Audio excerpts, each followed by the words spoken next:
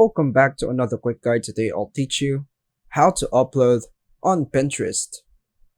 And it's literally an easy process. Make sure to watch until the end of the video to know how it's done. To upload or create a pin on Pinterest from your device, just follow these steps.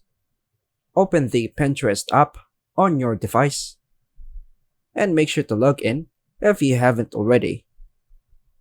Tap the plus icon at the bottom center of the screen. From the options that appear, choose Pin, then choose Allow All to upload a new image or video.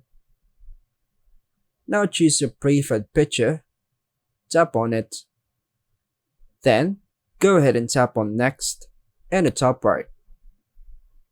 Now let us add details to our pin. Enter a title for your pin, add the description to provide context or information about your pin. Optionally, you can add a destination link if you want to link the pin to a website or other resource. Tap on Pick a Board and choose an existing board where you want to save your pin, or create a new board by tapping on Create Board. Now tap on the X button. Once you've added all the details, tap Save to publish your pin on the selected board.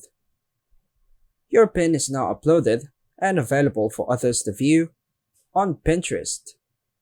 And that's all for now, folks. Thanks for watching.